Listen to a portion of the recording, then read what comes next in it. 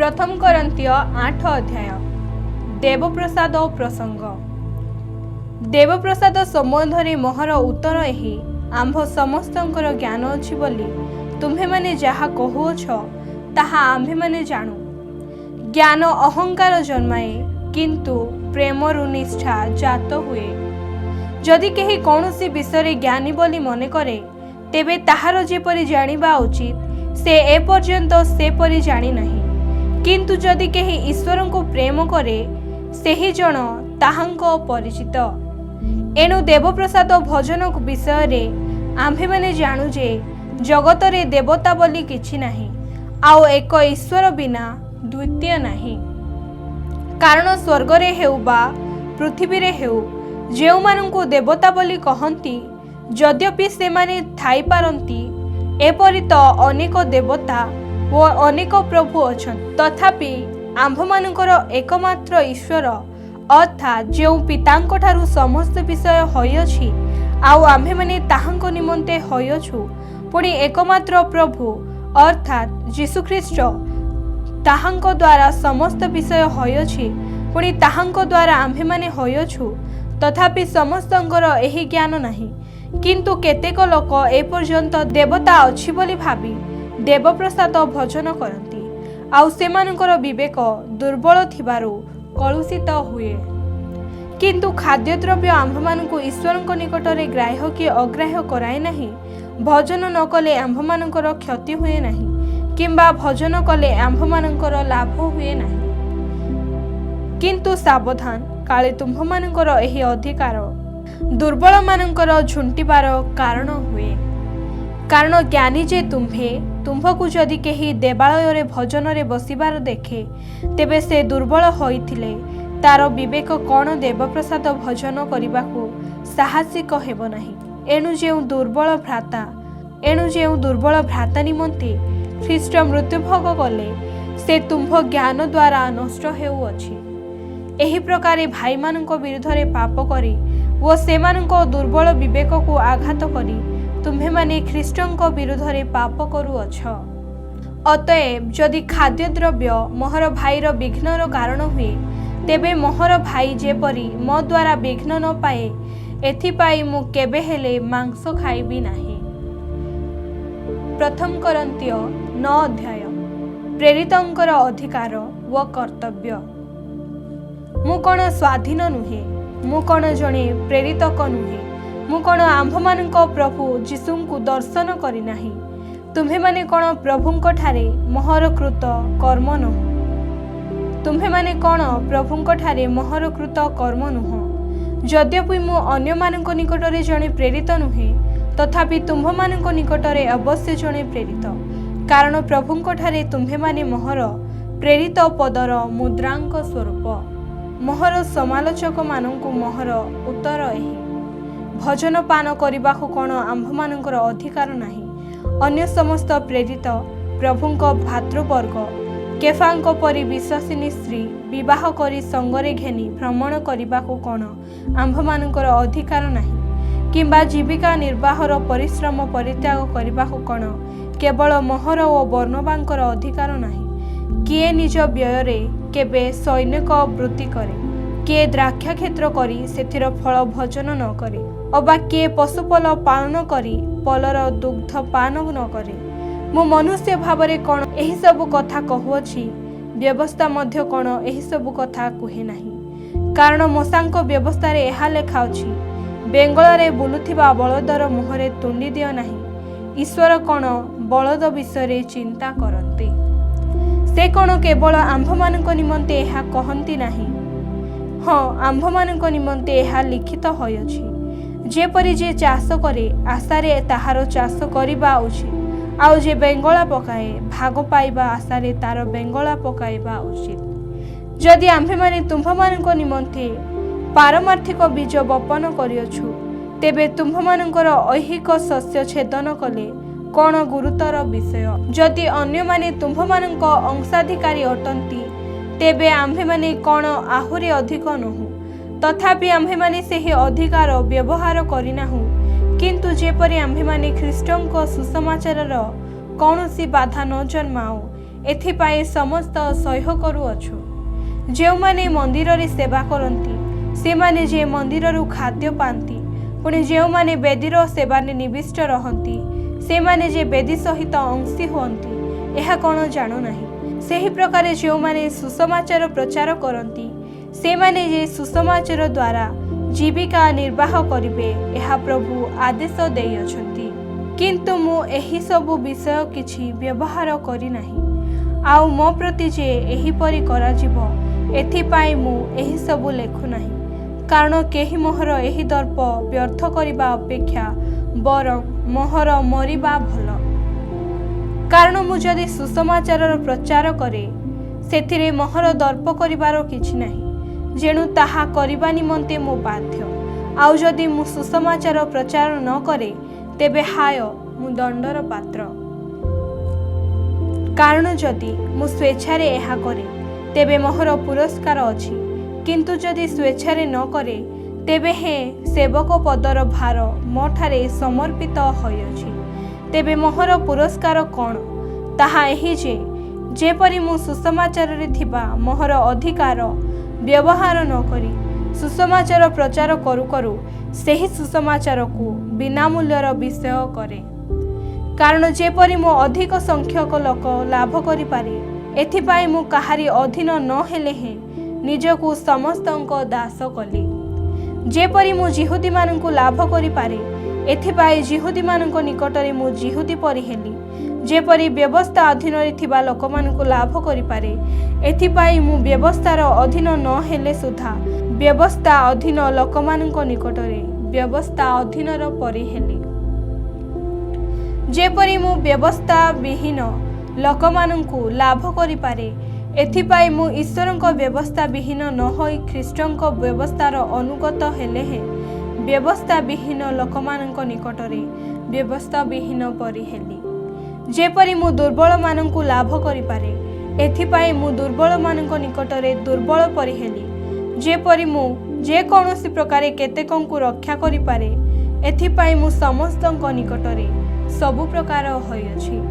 मु जेपरि सुसमाचार आशीर्वादर सहभागी हुए एथिपाई मु सुसमाचार निमंते सबु करे। जे माने रंगभूमि रे दौड़ंती से माने समस्ते दौड़ंती सत, किंतु केवल जणे जे पण पाए एहा कि तुम्हे माने जानु नाही। तुम्हे माने जेपरि पण पाइबो एथिपाई सेही परि दौड़। जे केही क्रीडा रे प्रतिद्वंदिता करे से समस्त विषय रे परिमित भोगी हुए। से माने क्षयनीय मुकुट पाइबा निमंते ताहा करती, मात्र आम्भे माने अक्षय मुकुट पाइबा निमंते ताहा करू। अतएव मु दौड़ुअछि किंतु बिना लक्ष्य रे नुहे।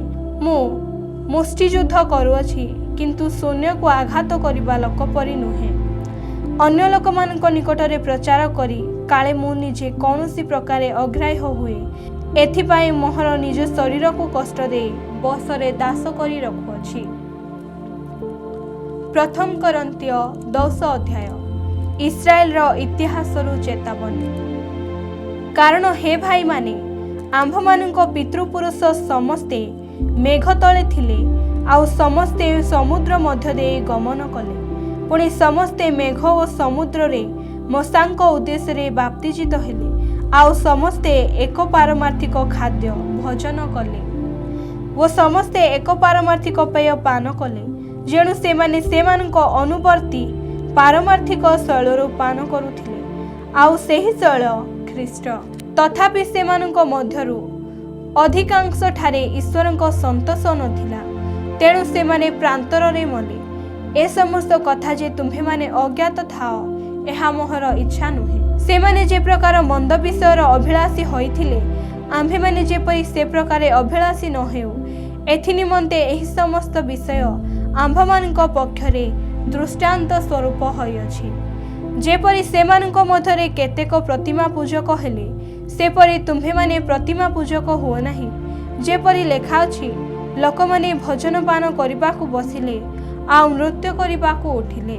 जेपरि सेमानक मध्यरे केतेक व्यभिचार करी एक दिन रे 23,000 मरीगले, सेपरि आम्भे माने व्यभिचार न करू। जेपरि सेमानक मध्यरे केतेक प्रभुंको परीक्षा करी सर्प द्वारा विनष्ट हेले, सेपरि आम्भेमाने प्रभुଙ୍କୁ परीक्षा न करू जेपरि सेमानଙ୍କ ମଧ୍ୟରେ କେତେକ ଲୋକ ବଚସା କରି ସଂହାରକ ଦ୍ୱାରା ବିନଷ୍ଟ ହେଲେ सेपरि तुम्हेमाने बचसा करो नाही। एही समस्त दृष्टांत स्वरूपे सेमानଙ୍କ प्रति घटिला आउ जेमानଙ୍କ समय जुगांत काल उपस्थित होइछि एपरि जे आम्भेमाने आम्भमानଙ୍କ चेतना निमंते सेही सब लेखा जाय अछि। एणु जे आपणाकु स्थिर बोली मने करे से जेपरि पतित न हुए एथि निमंते से सावधान हेउ। मनुष्य प्रति जो प्रकार परीक्षा स्वाभाविक ताहा छड़ा अन्य प्रकार परीक्षा तुम्भमानଙ୍କ प्रति घटी नाही, किंतु ईश्वर विश्वास्य से तुम्भमानଙ୍କୁ कौनसी असह्य परीक्षा रे परीक्षित हेबाकू देबे नाही। मात्र जेपरि तुम्हेमाने सह्य करिपार एथिपाई परीक्षा घटिबा संगे संगे से उद्धारर पथ मध्य प्रस्तुत करिबे। प्रतिमा पूजा विरुद्ध रे चेतावनी। अतएव हे मोहर प्रिय माने प्रतिमा पूजारू पलायन कर। मु बुद्धिमान लोकंकु कहिला परि कहुअछि, मु जहा कहुअछि ताहा तुम्हे माने निजे विचार कर। जे आशीर्वाद पात्र को आम्भे माने आशीर्वाद करू ताहा कि ख्रीष्टंकर रक्तर सहभागिता नुहे। जे रोटी आम्भे माने भांगू ताहा कि ख्रीष्टंक शरीरर सहभागिता नुहे। कारण रोटी एक हेबारू आम्भे माने अनेक हेले ही एक शरीर स्वरूप। जेणु आम्भे माने समस्ते सेही एक रोटीर अंशी। शारीरिक जन्मानुसारे जो माने इस्राएल लोक सेमानंकु देख, जो माने बलि मांस भोजन करती से माने कि वेदीर सहभागी नुहंती। तेबे देवप्रसाद बोली जे किछि अछि बा प्रतिमा बोली जे किछि अछि एहा कि मु कहुअछि ना, किंतु मु कहुअछि जे जहा जहा से माने बलि रूपे उत्सर्ग करती सेही सबु से माने ईश्वरंक उद्देश्य रे उत्सर्ग न करी भूतमानंक उद्देश्य रे उत्सर्ग करती। आउ तुम्हे माने जे भूतमानंक सहभागी हुओ एहा मोहर इच्छा नुहे। तुम्हे माने प्रभुंकर पानपात्र व भूतमानंक पानपात्र उभय रे पान करि पार नाही। तुम्हे माने प्रभुंक मेज व भूतमानंक मेज उभयर अंशी होई पार नाही। अथवा आम्भे माने कौन प्रभुंक विरक्ति जन्माइबा, आम्भे माने कि ताहांक ठारू बलवान। समस्त विषयर कारण ईश्वरंक गौरव। समस्त विषय साधन करबाकू स्वाधीनता अछि, किंतु समस्त विषय हितजनक नुहे। समस्त विषय साधन करबाकू स्वाधीनता अछि, किंतु समस्त विषय निष्ठाजात हुए नाही। केही निजर स्वार्थ चेष्टा न करू, मात्र प्रत्येक जन अन्यर मंगल चेष्टा करू। बजार रे जहा विक्रय हुए विवेक सकाशे किछि न पचारि ताहा भोजन कर, कारण पृथ्वी ओ सेथिर थिबा समस्त विषय प्रभुंकर। अविश्वासी मानक मध्यरु केही जदि तुम्भमानंकु निमंत्रण करे आउ तुम्हे माने जीवाकू इच्छा कर, तेबे जहा किछि तुम्भमानंक परिवेषण करा जाय विवेक सकाशे किछि न पचारि ताहा भोजन कर। किंतु केही जदि तुम्भमानंकु कहे एहा बलि स्वरूपे उत्सर्गीकृत होइअछि, तेबे जे एहा जणाइला ताहार सकाशे वो विवेक सकाशे ताहा भोजन कर नाही। तुम्भ निज विवेक सकाशे बोली मु कहू नाही, मात्र तार विवेक सकाशे। मोहर स्वाधीनता काहीकि अन्यर विवेक द्वारा विचारित हुए। जदि मु धन्यवाद देई भोजन करे, तेबे जहा निमंते धन्यवाद दिए ताहा निमंते निंदित हुए काहीकि। अतएव तुम्हे माने भोजन करी पान कर अबा जहा किछि कर, ईश्वरंक गौरव निमंते सबु कर। जिहुदी बा ग्रीक बा ईश्वरंक मंडली काहारी झुंटिबार कारण हुओ नाही। जेपरि मु मध्य मोहर स्वार्थ चेष्टा न करी अनेकंक परित्राण निमंते सेमानंक मंगल चेष्टा करे, पुणी सबु विषय समस्तंकु संतुष्ट करबाकू यत्न करे। प्रथम करंतिय 11 अध्याय। मु जेपरि ख्रीष्टंक अनुकारी तुम्हे माने मध्य सेही परि मोहर अनुकारी हुओ। मस्तक आच्छादन। तुम्हे माने जे समस्त विषय मते स्मरण करिथाओ एवं मु तुम्भमानंकु जे समस्त विधि देइअछि सेही सब पालन करूअछ, एथिपाई मु तुम्भमानंकर प्रशंसा करूअछि। किंतु ख्रीष्ट जे प्रत्येक पुरुषर मस्तक स्वरूप एवं पुरुष जे स्त्रीर मस्तक स्वरूप ଓ ଈଶ୍ୱର ଯେ ଖ୍ରୀଷ୍ଟଙ୍କ ମସ୍ତକ ସ୍ୱରୂପ ଏହା ତୁମ୍ଭେମାନେ ଜାଣ ବୋଲି ମୋହର ଇଚ୍ଛା। ଯେକୌଣସି ପୁରୁଷ ଆପଣା ମସ୍ତକ ଆଚ୍ଛାଦନ କରି ପ୍ରାର୍ଥନା କରେ କିମ୍ବା ଭାବବାଣୀ କହେ ସେ ଆପଣା ମସ୍ତକର ଅପମାନ କରେ। କିନ୍ତୁ ଯେକୌଣସି ସ୍ତ୍ରୀ ଆପଣା ମସ୍ତକ ଆଚ୍ଛାଦନ ନ କରି ପ୍ରାର୍ଥନା କରେ କିମ୍ବା ଭାବବାଣୀ କହେ ସେ ଆପଣା ମସ୍ତକର ଅପମାନ କରେ, ଯେଣୁ ତାହା ତାହାର ମସ୍ତକ ମୁଣ୍ଡନ ହେବା ସଙ୍ଗେ ସମାନ। କାରଣ ଯଦି ସ୍ତ୍ରୀ ମସ୍ତକ ଆଚ୍ଛାଦନ ନ କରେ ତେବେ ସେ କେଶ ମଧ୍ୟ କାଟି ପକାଅ, କିନ୍ତୁ ଯଦି ସ୍ତ୍ରୀ ପକ୍ଷରେ କେଶ କାଟିବା ବା ମସ୍ତକ ମୁଣ୍ଡନ କରିବା ଲଜ୍ଜାଜନକ, ତାହାହେଲେ ସେ ମସ୍ତକ ଆଚ୍ଛାଦନ କରୁ। ପୁରୁଷ ଈଶ୍ୱରଙ୍କ ପ୍ରତିମୂର୍ତ୍ତି ଓ ଗୌରବ ସ୍ୱରୂପ ହେବାରୁ ପ୍ରକୃତରେ ତାର ମସ୍ତକ ଆଚ୍ଛାଦନ କରିବା ଉଚିତ ନୁହେଁ, କିନ୍ତୁ ସ୍ତ୍ରୀ ପୁରୁଷର ଗୌରବ ସ୍ୱରୂପ। କାରଣ ପୁରୁଷ ସ୍ତ୍ରୀ ଠାରୁ ଉତ୍ପନ୍ନ ହୋଇନାହିଁ, ମାତ୍ର ସ୍ତ୍ରୀ ପୁରୁଷ ଠାରୁ ଉତ୍ପନ୍ନ ହୋଇଅଛି। ଆଉ ସ୍ତ୍ରୀ ନିମନ୍ତେ ତ ପୁରୁଷର ସୃଷ୍ଟି ହେଲା ନାହିଁ, କିନ୍ତୁ ପୁରୁଷ ନିମନ୍ତେ ସ୍ତ୍ରୀର ସୃଷ୍ଟି ହେଲା। ତଥାପି ପ୍ରଭୁଙ୍କ ଠାରେ ପୁରୁଷ ଠାରୁ ସ୍ତ୍ରୀ ସ୍ୱତନ୍ତ୍ର ନୁହେଁ କିମ୍ବା ସ୍ତ୍ରୀ ଠାରୁ ପୁରୁଷ ସ୍ୱତନ୍ତ୍ର ନୁହେଁ। କାରଣ ସ୍ତ୍ରୀ ଯେପରି ପୁରୁଷ ଠାରୁ ଉତ୍ପନ୍ନ, ପୁରୁଷ ମଧ୍ୟ ସେହିପରି ସ୍ତ୍ରୀ ଦ୍ୱାରା ଉତ୍ପନ୍ନ, କିନ୍ତୁ ସମସ୍ତ ବିଷୟ ଈଶ୍ୱରଙ୍କ ଠାରୁ ଉତ୍ପନ୍ନ।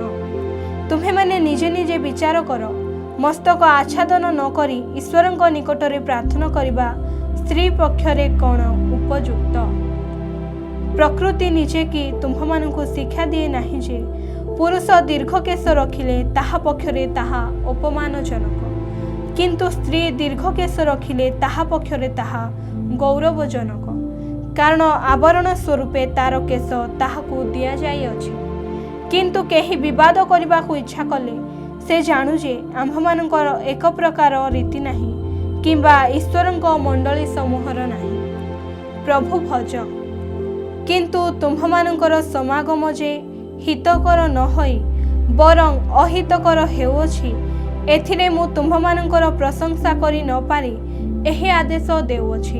କାରଣ ପ୍ରଥମରେ ମୁଁ ଶୁଣିଅଛି ଯେ ମଣ୍ଡଳୀ ସ୍ୱରୂପେ ତୁମ୍ଭମାନଙ୍କର ସମାଗମ ସମୟରେ ତୁମ୍ଭମାନଙ୍କ ମଧ୍ୟରେ ଦଳଭେଦ ଘଟିଥାଏ।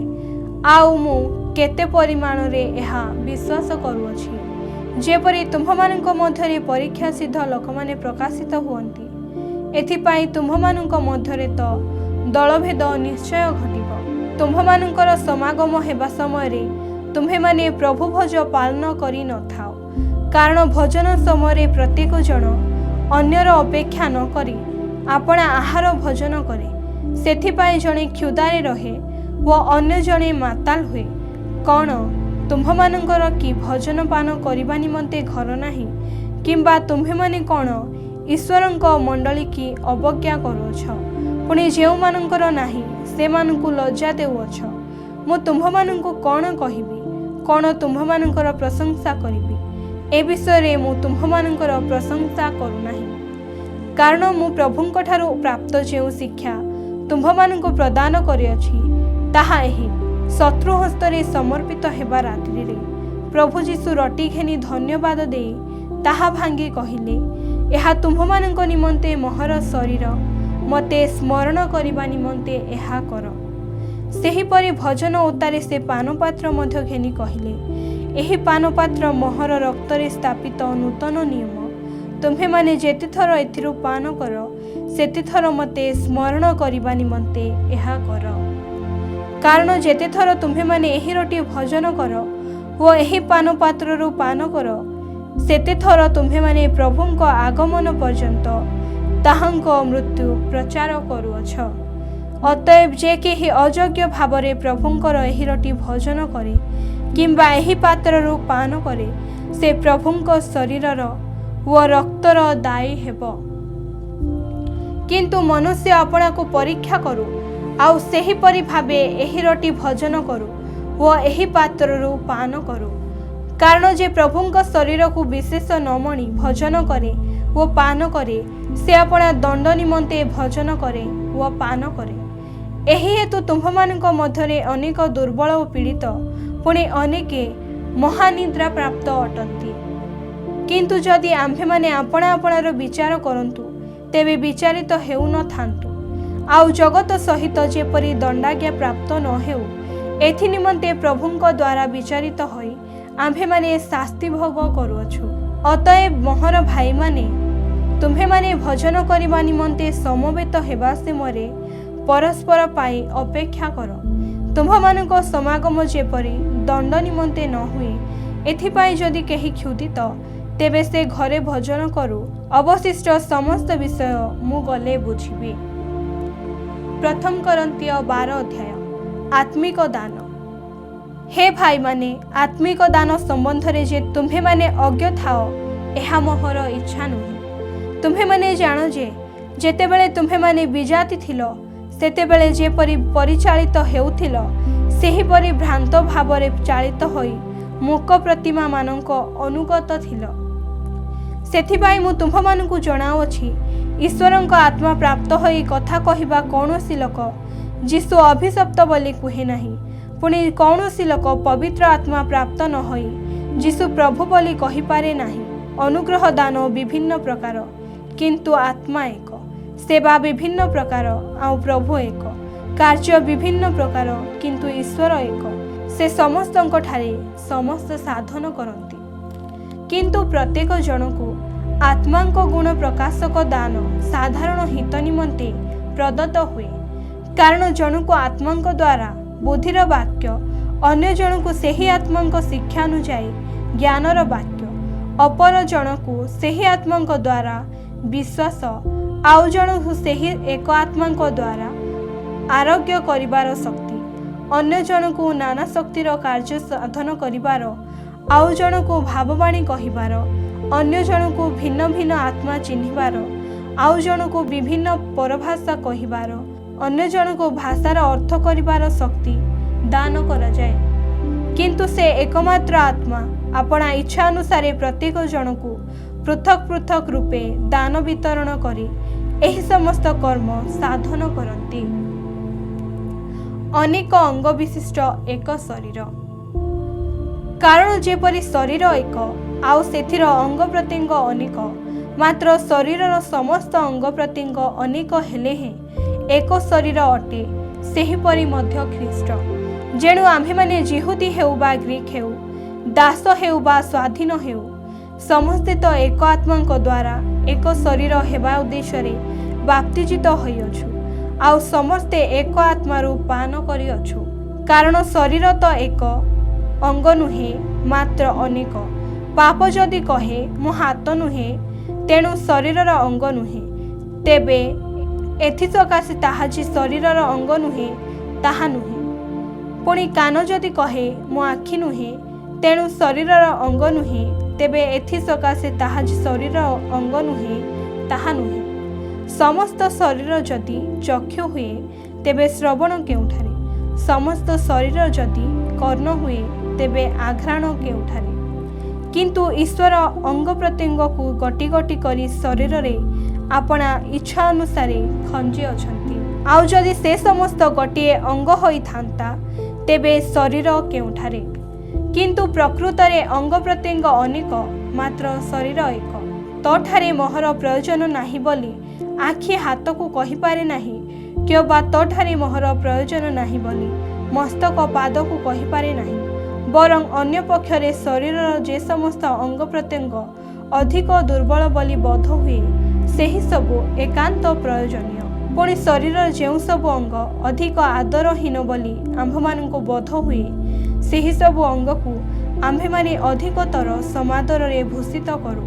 आउ आम्भमानंको असुंदर अंग गुड़िक अधिकतर सभायुक्त हुए, किंतु आम्भमानंको सुंदर अंग गुड़िकर सभायुक्त हेबा प्रयोजन नाही। मात्र जेपरि शरीर मध्यरे विभेद न घटे बरं अंग प्रत्यंग समभावरे परस्परर मंगल चिंता करती, एथिपाई ईश्वर आदरहीन अंग को अधिकतर समादर दे शरीर को संगठन करिअछंती। आउ गोटे अंग दुख भोग कले समस्त अंग प्रत्यंग तार सहित दुख भोग करती, किंबा गोटे अंग गौरव प्राप्त हेले समस्त अंग प्रत्यंग तार सहित आनंद करती। तुम्हे माने ख्रीष्टंको शरीर आउ एक एक जन एक एक अंग स्वरूप। पुणी ईश्वर मंडली रे प्रथम प्रेरित, द्वितीय भाववादी, तृतीय शिक्षक, एहीपरि विभिन्न व्यक्ति को नियुक्त करियछंती। परे शक्तिर कार्य, तत्परे आरोग्य करिवार शक्ति, परोपकारिता, परिचालनार क्षमता व विभिन्न परभाषा दान करियछंती। समस्ते की प्रेरित, समस्ते की भाववादी, समस्ते की शिक्षक, समस्ते की शक्तिर कार्य साधक, समस्ते की आरोग्य करिवार शक्ति पाई अछंती, समस्ते की परभाषा रे कथा कहंती, समस्ते की भाषार अर्थ करंती। किंतु श्रेष्ठ दान समस्त पाइबा निमंते एकांत चेष्टा कर। अधिकंतु मु तुम्भमानंकु गोटिए उत्कृष्टर पथ देखाउछि।